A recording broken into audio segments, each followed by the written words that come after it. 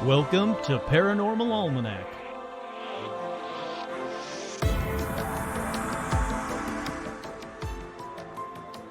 With your host, Kurt Sandvig.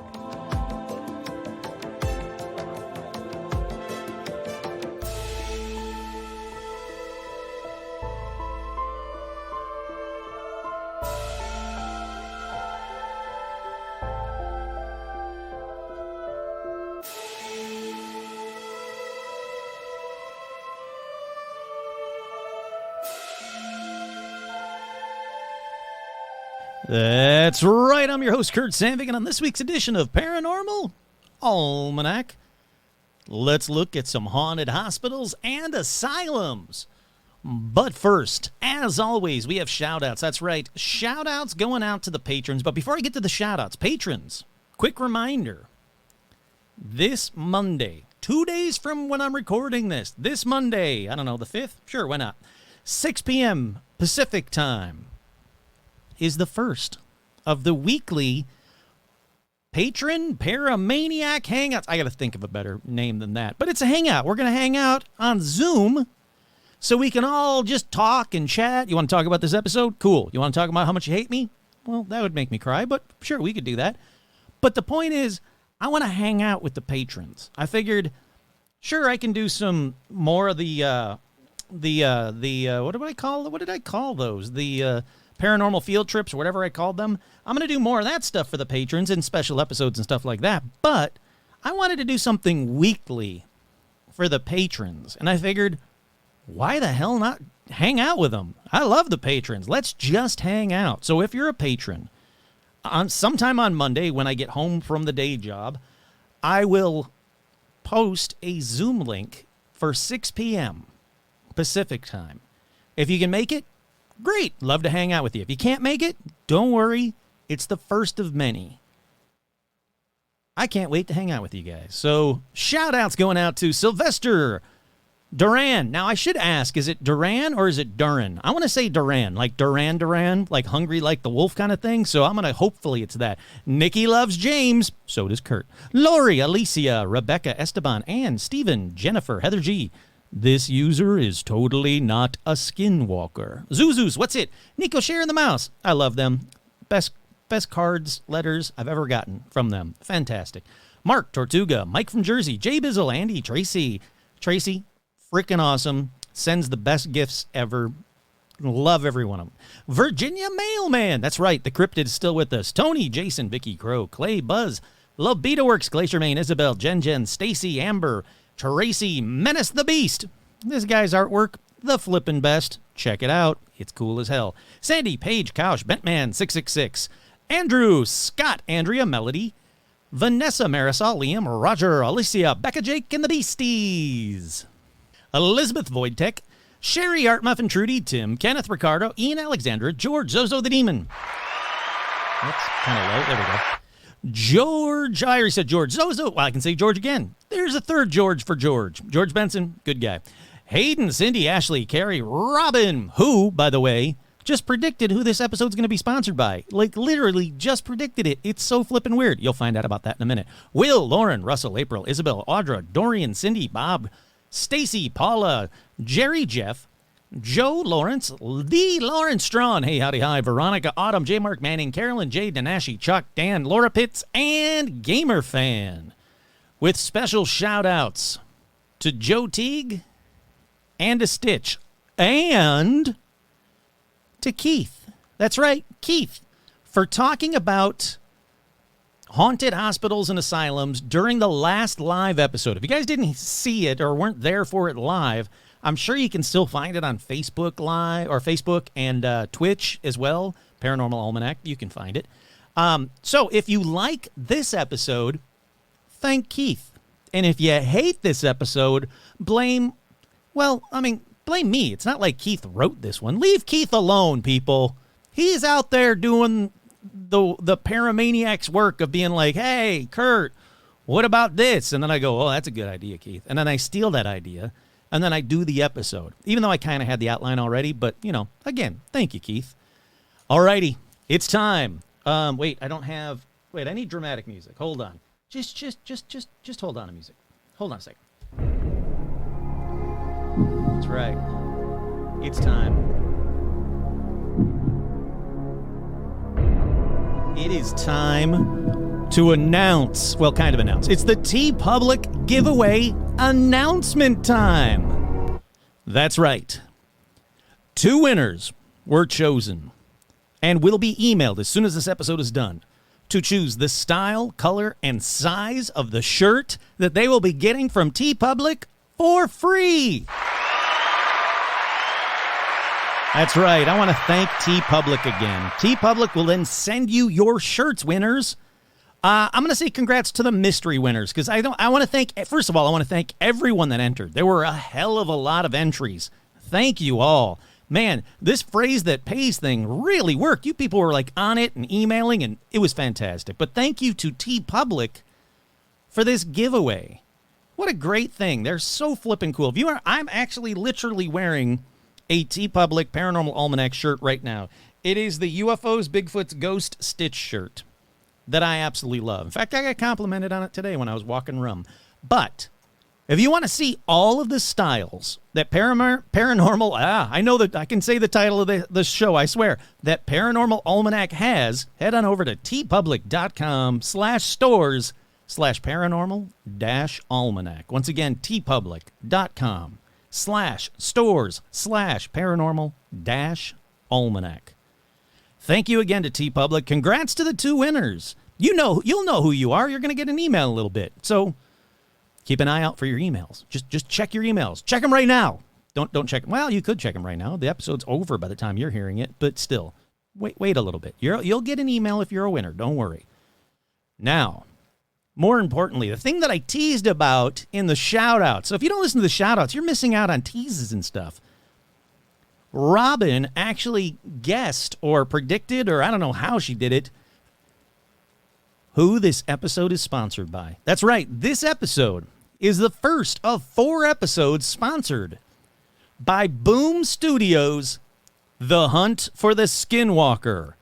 I'm going to read it right. Hold on. Everybody shut up, everybody. Got to be professional with these things. Come on. I'm going to read it right from their email. If you're a fan of UFOs, cryptids, and the unexplainable, which hopefully you are, you're listening to this podcast, which talks about UFOs, cryptids, and the unexplainable, there is a very exciting Kickstarter campaign that is now live. I'll give you the link in a little bit. Don't worry. Don't jump ahead. 20 years ago, Dr. Colmay Kelleher and veteran journalist George Knapp, we love George Knapp, started a paranormal phenomenon with their groundbreaking investigation of the mysterious Gorman Ranch in Utah, which they documented in the book, Hunt for the Skinwalker. That's right, you've heard me talk about the Skinwalker on numerous Paranormal Almanac episodes, but cattle mutilations, UFO sightings, strange unidentifiable creatures. The ranch has been a hotbed of supernatural occurrences that to this day defy easy answers, or even not so easy answers from Kurt. Now the authors are partnered with the iconic comic book publisher Boom Studios to celebrate this milestone anniversary with some incredible new releases.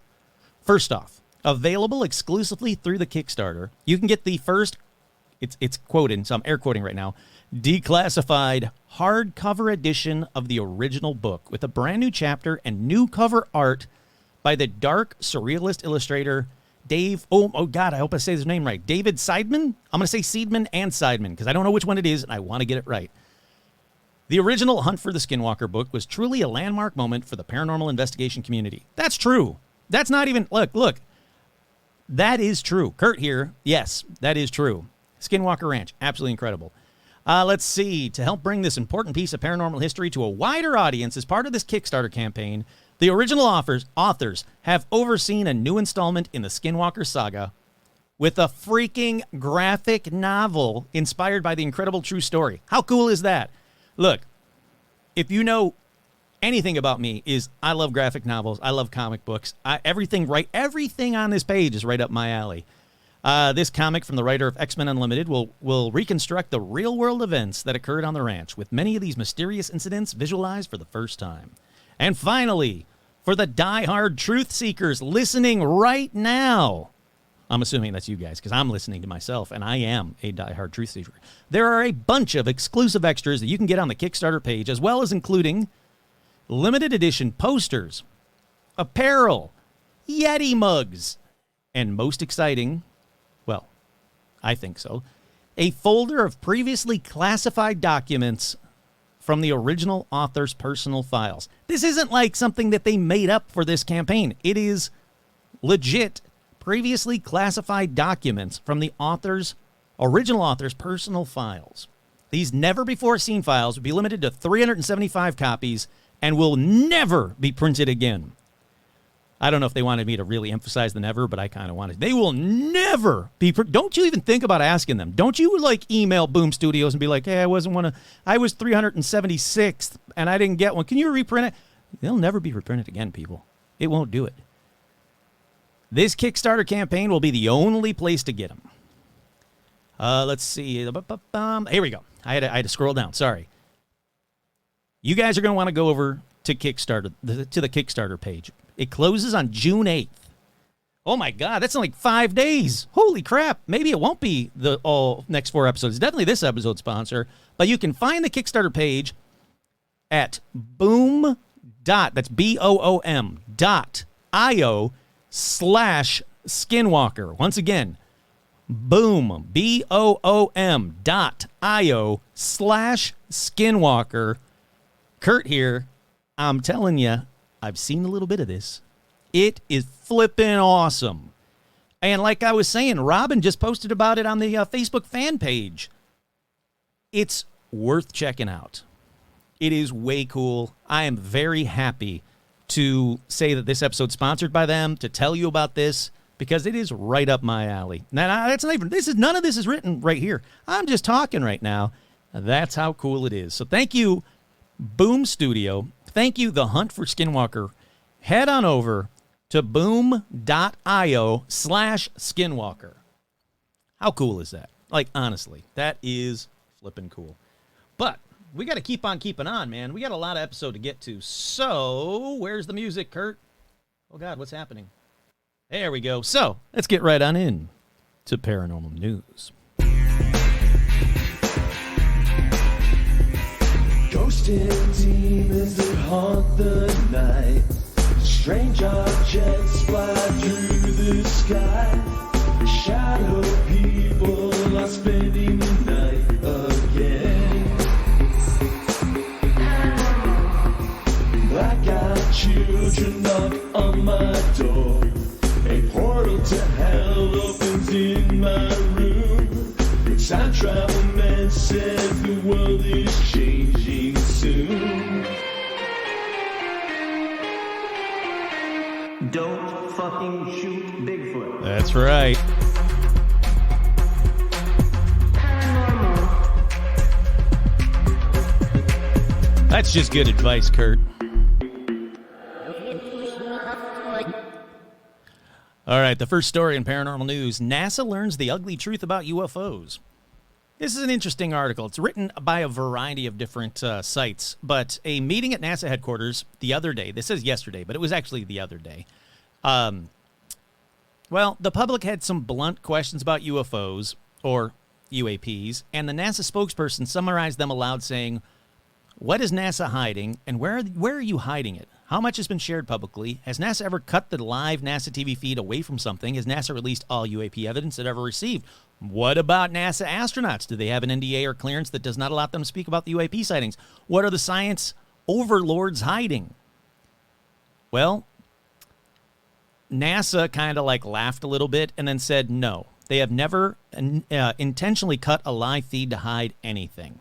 There were never any formal or informal discussions at all about UAPs or UFOs or anyone reporting anything that would suggest something from beyond our planet. Kind of a quick, short answer to a question that 1 billion people have and many conspiracy theorists still have, but there you have it.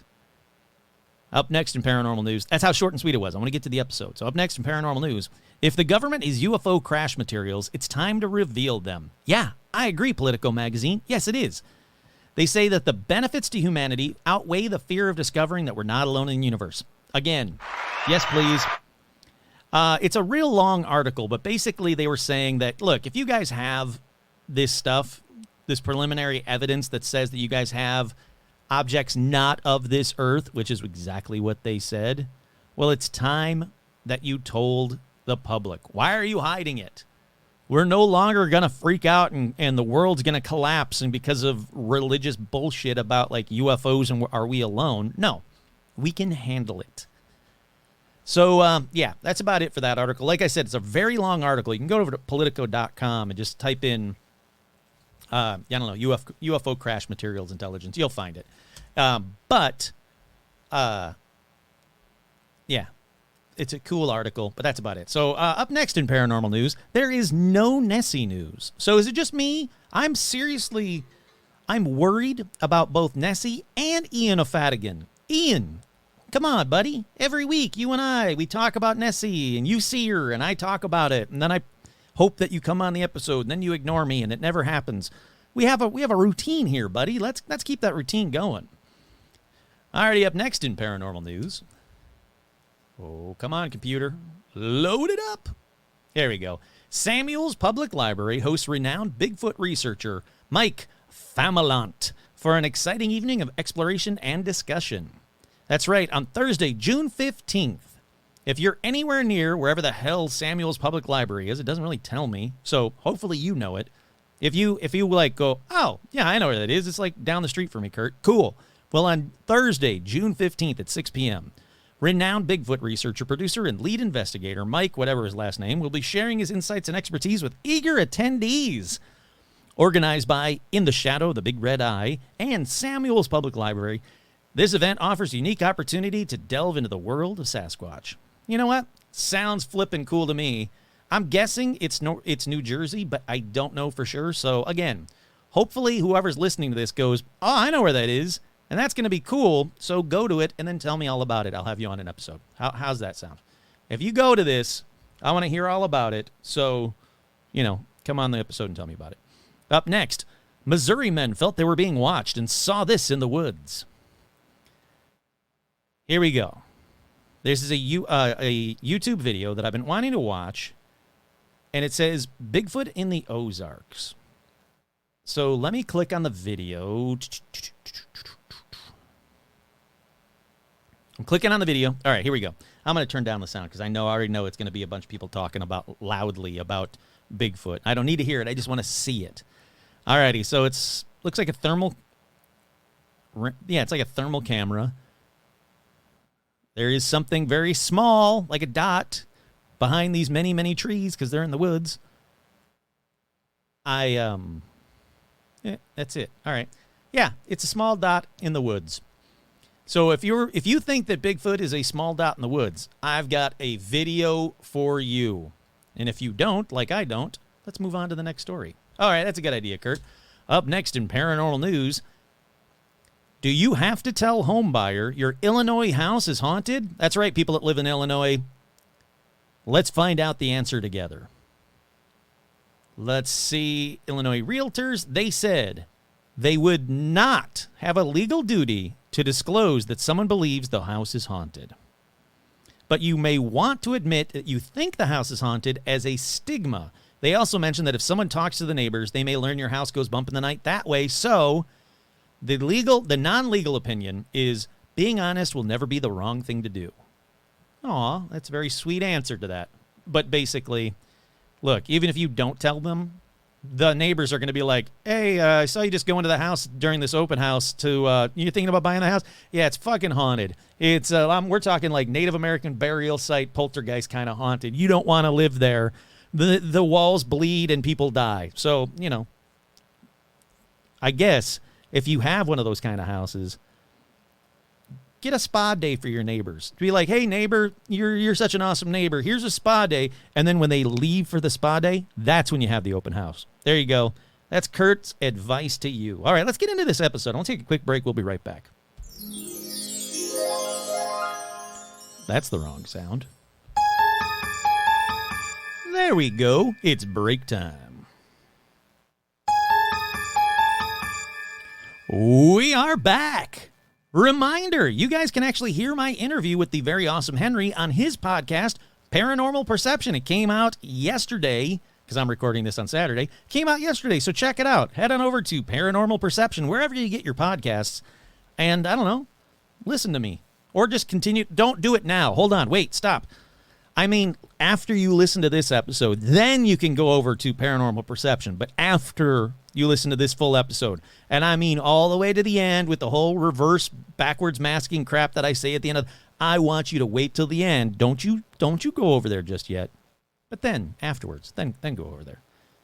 Alrighty, like I was saying a little bit ago, I'll do in the live episode, the last live episode, which are fun. They really are. I forget how fun they are. I had some great calls, and I had two little tiny dickhead that were trying to like prank call me, and it didn't really go anywhere or do anything, so waste of time. But some great calls, some great stories.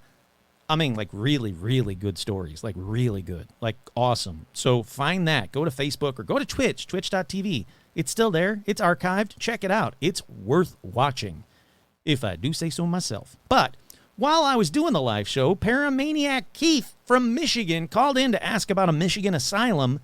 And, we kind of got to talking, and I said, hey, all right, well, this isn't verbatim, but something along the lines of, hey, I have an outline ready for haunted asylums and hospitals. You know what I think? I think that The Devil Part 2 can wait. So let's do that episode instead. So, yeah, that's what you're listening to now. If you thought it was just, look, if you thought I just named this episode, like the Devil Part 2 episode, if you thought I just named the Devil Part 2 episode, like haunted asylums and hospitals, like some kind of trick by the devil himself, well, you're right. Welcome to the Devil Part 2. That's right. On last week's episode, we were talking about places you can see the devil. So let's do some more. First up, let's head on over to Munich, Germany's Frauenkirche, or the Church of Our Lady. This church has a bizarre legend about the devil, so let's dive right in. So the devil offered to pay for the construction of a church, provided it had no windows. Kurt here, why the devil wants a Christian church is weird, but then I thought about it and I was like, oh, I see what you're doing here, devil. You know what? The quickest way to make most people atheist or agnostic is to have them go to church every week growing up. So, well played. Bravo, devil. Anyhow, so no windows. I don't know. That's weird, right? I guess that old saying, a church with no windows is hotter than hell. It must be true. Also, I don't think that's a real saying. I think I just made that up. But I don't understand. There's nothing that I can find online about why the devil wanted to, A, build a church and be like, hey, here's some money. You go build a church. But no windows. Nothing online. They were like, well, every church has windows. I guess, but is that a thing? Like, we have to build a church with windows or else it's the devil's? I've never heard that. I don't understand this part of the whole legend. But anyhow, legend says the builder agreed to build the church with no windows, but he pulled a fast one on the devil and snuck one in anyways out of the sight of the doorway. So the devil, he goes walking into the church, which you wouldn't think he'd be allowed to do, but I guess he paid for it, so he can.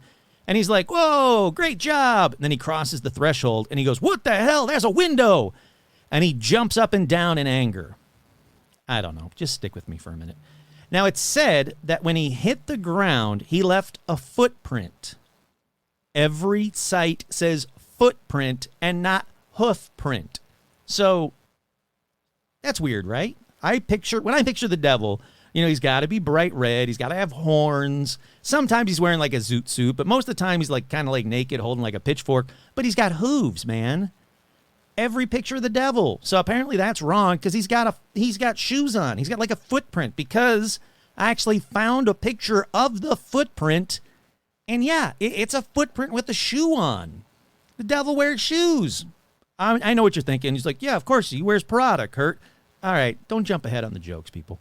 But just like at Grauman's Chinese Theater, you can actually go there to the church and see the shoe print and maybe just see what size it is. Like, hopefully you can like put your shoe up against it, like at Grauman's Chinese Theater, and be like, oh, devil wears Chuck Taylor size 9 or the devil's got like size 6 feet. But, back then people were smaller, even the devils. So, the devil's probably still got a good size shoe. Weird one, huh? Alrighty, up next in the Devil Part 2. Just kidding. This really is a haunted asylum and hospital episode. I was just fucking with you. I was just messing with you guys. Don't worry. It's really the haunted asylum and hospital episode. So, let's start the actual episode with the Royal Hope Hospital in Florida. All right, it was a Spanish military hospital from 1784 to 1821. Hundreds, if not thousands, of wounded people died in the hospital. Then, it was demolished. Good. That sounds good because they're always bad, so good. Demolish it. But no. Then they just built a replica of the same flippin' hospital on the same site. What? Why? Are you telling me they couldn't just fix up the old one? Are you telling me that they had to completely demolish, then completely rebuild the exact same building? That doesn't seem weird to anybody. All right, so they go to hook up the plumbing for the new hospital and find, or new old hospital, and they find Native American bones. Yep. The hospital was originally built and then replica built on a Native American burial ground, which listeners and hopefully non-listeners alike will know that's just a bad fucking idea. So, they finish it anyway because they're dumb, and ever since, people hear moaning and even shouting coming from unoccupied rooms to this day because the hospital's now a museum. So here's where you can go there when you're there. You can go in. Here's where you can see and hear the most ghosts. First off, the morning room. That's mourning like dying, not mourning like the opposite of afternoon. Is morning the opposite of afternoon? Hold on, I gotta wait. I'm gonna Google this real quick. Give me a second. Opposite of morning. Okay, Google says that sundown is actually the opposite of morning and not afternoon. Wait, what the hell was I just talking about? All right. Oh, the morning room. So if you go to the morning room at the Royal Hope Hospital in Florida, let's get back on track, Kurt. Yeah, you know, the basics are heard. Disembodied voices, crying, groaning, shouting even. That's kind of new. Shouting are all reported there. Then you can go to the ward. Many beds in the ward are said to move on their own or shake or rearrange themselves, but the good stuff in this room is people have reported being hit and scratched in the ward by a ghost. So, if your kink is being scratched by a probably Civil War ghost in a hospital built on a Native American burial ground that's a replica of the original hospital that was also built on a Native American burial ground, well, the ward is the room for you. Also, good for you for having such a specific kink. Like, no kink shame in here. That's good on you. All right, next place you want to go, the surgeon's office. People here get grabbed by a disembodied hand. Is it disembodied or is it just, I don't think they can actually see the hand. I think they just get grabbed by like a ghostly hand. Then, the apothecary. This one has full body ghost apparitions, disembodied voices, shadows, screams. They even say that Spanish words are heard here, and that marching is also heard there. So, if you want to hear a Spanish ghost or a Spanish marching band, I guess, I don't know, go there. Yeah. So yeah, lots to see and hear at that first one. But the next one up on this list is the Whittingham Psychiatric Hospital in Lancashire, England. Buckle up, baby. All right, this one opened in 1873 as the 4th Lancashire County Asylum. Not just because they wanted to name it that. No, it's because the 3 existing asylums in Lancashire were full. That is a whole lot of people in asylums for one fucking town.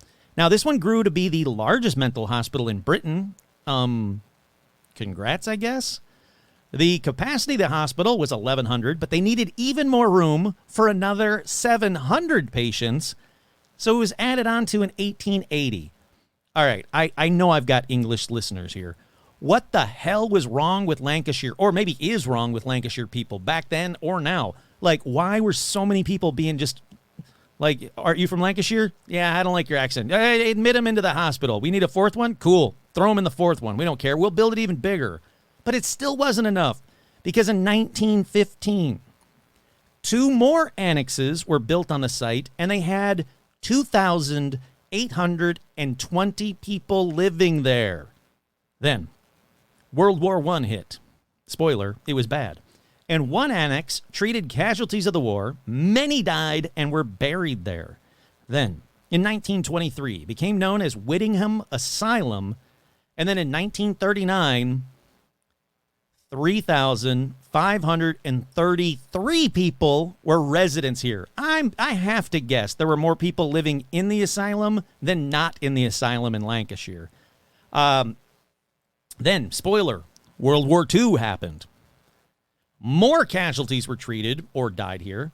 Look, I'm going to skip through a lot of these name changes. It went throughout the years. It was like 1960, blah, blah, blah, it changed names. And then this time it changed names. Then, let's move on to 1967, when the hospital faced a huge controversy involving complaints of mistreatments in 2 male and 2 female wards, not patients, full wards in the St. Luke's division, with the worst being in Ward 16 for women.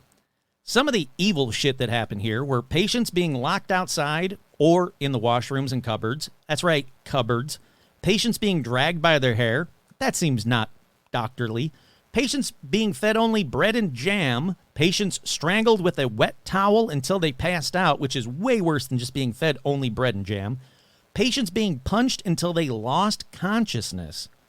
There was an incident in which 2 male nurses poured methylated spirits into the slippers of one patient into a dressing gown pocket of another patient and then set them afire. They lit them on fire. You're supposed to be taking care of the patients, not toasting them. So yeah, it closes in 1995. 1995. That's like my lifetime. I was alive for this. A new, smaller mental hospital facility called the Guild Lodge was built on the site, and it opened up in 1999. You know, like the Prince song. So the Guild Park housing development was planned for this site with 650 new homes to be built. However, because of that whole economic crap of the late 2000s, it kind of halted development. So many of the buildings on site have now been demolished, but some are still there, like St. John's Church and a bunch of new homes. So, yeah, this batshit crazy place made it from 1873 to basically 1995, but you can buy a house that's built on the grounds, and I'm sure nothing bad will ever happen to you. There's just no chance they didn't find all the bodies they buried there, and you won't find a skeleton in your back garden. Nah, you'll be fine.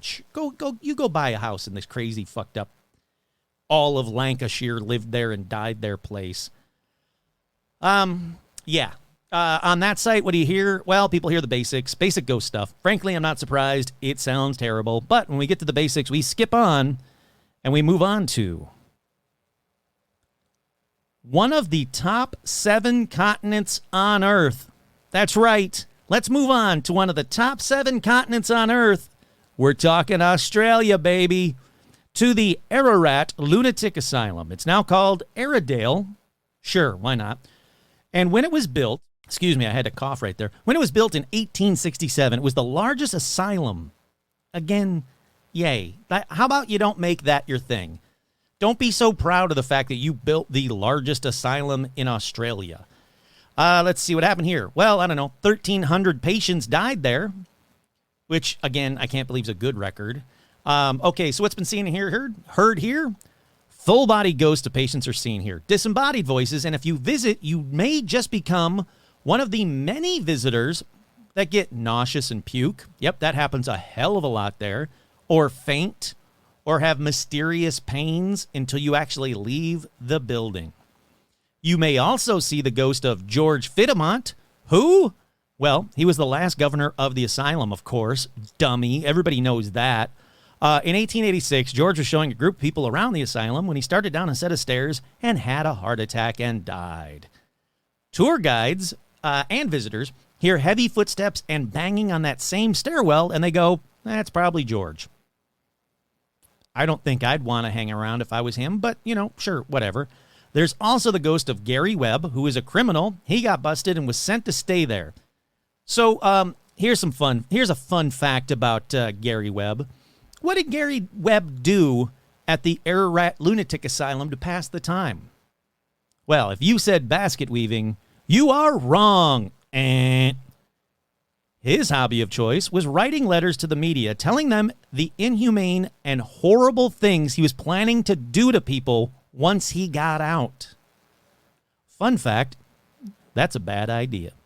Because people began to worry, and a special law was actually passed to keep Gary Webb at the asylum for the rest of his life. So that happens, and Gary's like, well, now I need a new hobby. And he decided he would self-mutilate and was hospitalized over 70 times while he stayed at this hospital. But that wasn't enough. Not for Gary. Oh, hell no. He even castrated himself 3 times during his sentence. Look, Kurt here, I'm no doctor, but I seriously thought once you castrated yourself once, that was like, that was it. I thought like once is enough in the castration department, and I'm not Googling it because then I'm going to become nauseous and faint because I don't want to see what does it look like when you castrate yourself 3 times in a row. Like, that seems bad. I don't want to say that Gary's crazy, but I think Gary was crazy. Today, Gary is said to haunt his former room, screaming at visitors to get out and pushing them out the door, which, you know what? Fine with me. I don't think I want to be in a room with Gary, dead or not. What if he goes like, this is what it looks like to be castrated 3 times as a ghost, Kurt, and then shows me it? I can't live with that chopped off ghost dick thing for the rest of my life. No. Do not want. Now, visitors, they say whenever they walk past the superintendent's office, they report a sudden bitter taste in their mouth. Look, no comment, but it's not what you might be thinking. And I know that you're thinking it's ghost jizz. No. Nope. It's not ghost jizz. It's probably because the superintendent committed suicide in his office after swallowing cyanide.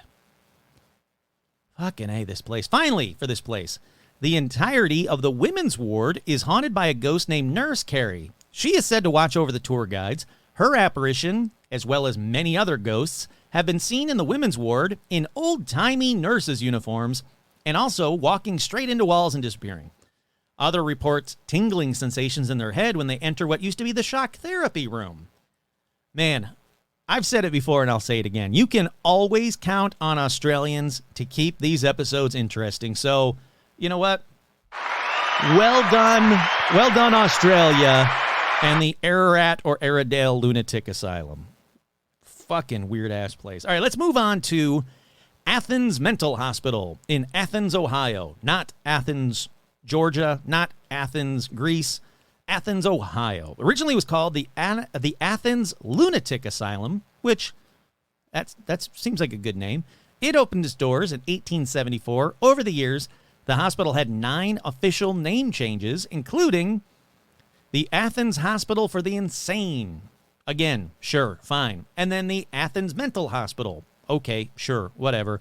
This one stayed open until 1993. Again, like a current place. Well, not really current. I'm sure some of you listening are like, I wasn't alive in 1993, Kurt. Well, I was, okay? I'm older. That's why I'm doing this show and not you. All right, what fun stuff happened here? Well, 1,900 patients were buried in the grounds after they died. It wasn't like they were still alive, mostly from botched lobotomies. Each headstone is marked by numbers only, no names. And sometime after that, a large portion of the ground was given to Ohio University. Also, in 1978, there was a disappearance of a female patient named Margaret Schilling. Her corpse was discovered months later in an abandoned ward. Now, some say abandoned room, some say in the attic, some say in the cellar. But it's real. It's a real story. Margaret Schilling really died. They really did find her months later. Some say that she was playing hide and seek. So I think she won. I think you got to give it to her. Like, you got to give that to Margaret Schilling. She stayed hidden. But stains from her corpse remained visible for more than 30 years later. You can see them online, the stains. And there's a lot of people that went to go look at these stains. So, yeah. Creepy. And the basic stuff happen here. So whenever we get to the basic ghost stuff, the sights, the sounds, the shadows, the moving stuff, we move on. So let's move on to the Greystone Park Psychiatric Hospital in Morris Plains, New Jersey. Built in 1876, was originally built to alleviate overcrowding of the state's other asylum in Trenton, New Jersey. Why were there so many asylums back then? At one point, the hospital held over 7,000 patients, including singer-songwriter Woody Guthrie. So what's happened here? Well, it's haunted by the patients. They're seen and heard here, and not just in the hospital, but also in the underground tunnels that connect various buildings. That's not where you want to see ghosts. All the basic stuff happened here. So, well, let's move on to the next one. And for this next one, we're going to stay in New Jersey again, this time to the Marlborough Psychiatric Hospital. Yep, Marlborough. Named after, Marlborough.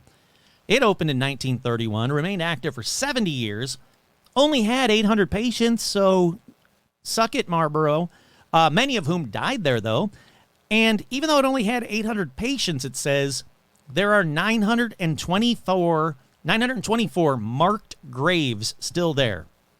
So I don't know how they do this math, but I'm looking at their official shit, and they said, yeah, we only had 800 patients. We buried 924 people, so I don't know who the other 124 fucking people were. But this place was messed up, mistreated patients like so many other asylums, including patients going missing, patients choked to death, patients dying from untreated ailments until 1998, when this hospital was officially closed. It's now a park, but you can go there and see and hear all the basic stuff. All righty. I'm sure at this point you're saying, Kurt, you're 40-something minutes into this episode. You need to talk about Waverly or Allegheny. And I say, nah, maybe one day I'll do an episode from there, but not this episode. Instead, let's go to the Taunton. Oh, come on, Kurt. Instead, let's go to the Taunton State Hospital in Massachusetts, which I thought smelled bad on the outside.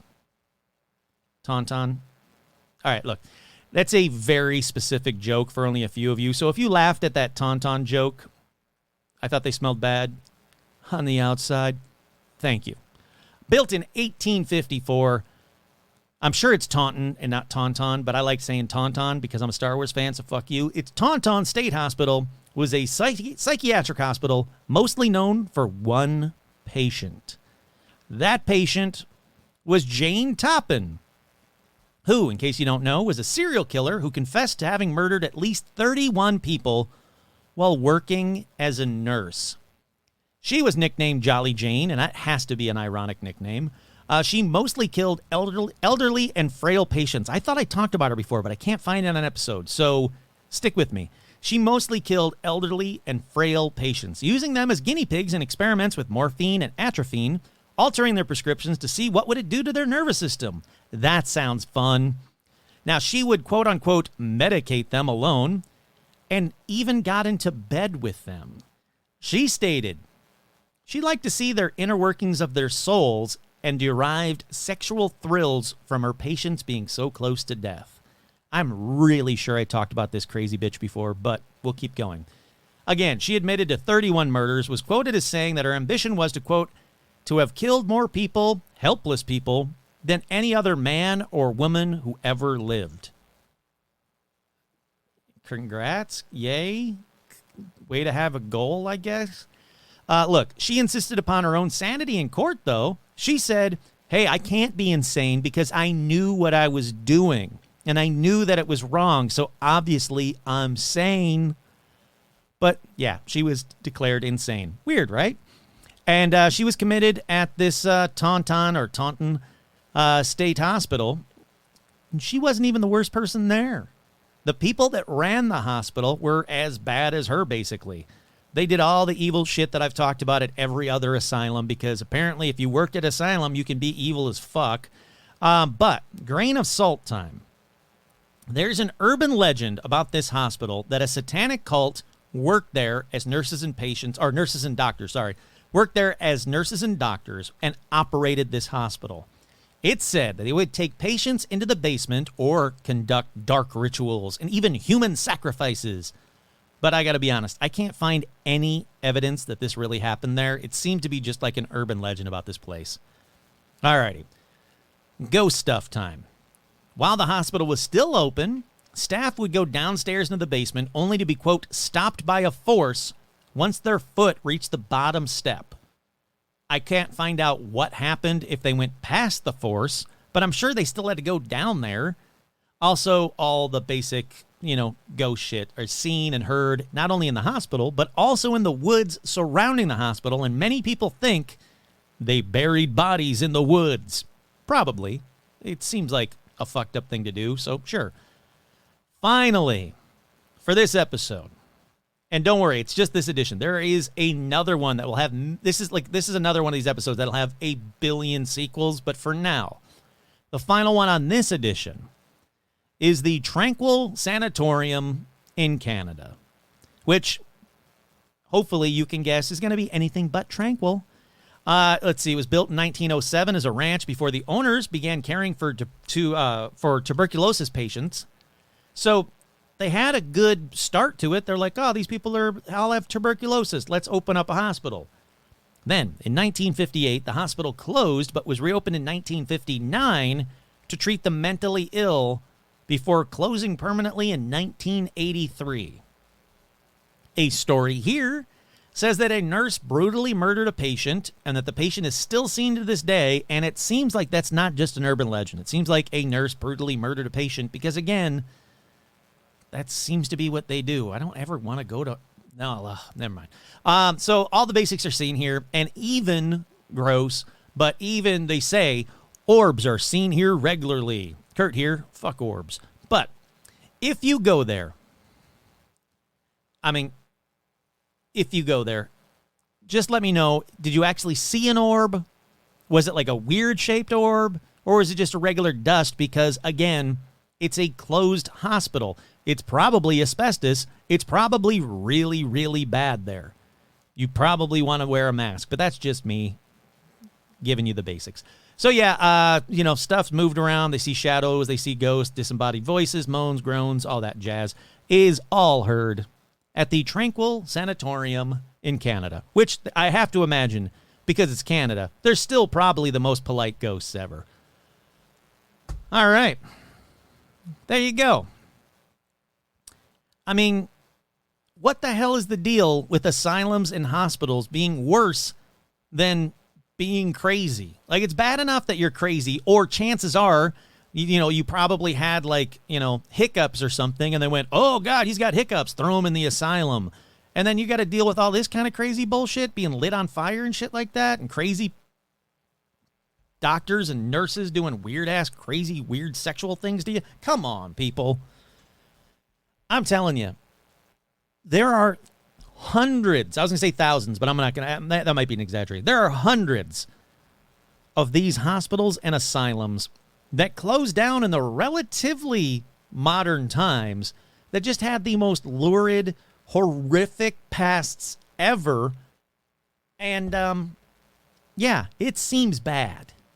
So I guess if you needed a reason to want to go back in time, this is Kurt here. My personal suggestion, if you want to have a reason, like if people say, hey, if you had a time machine, where would you go? Would you kill baby Hitler? Yeah, screw it. Kill all the babies you want. It's back in time. No, it doesn't matter.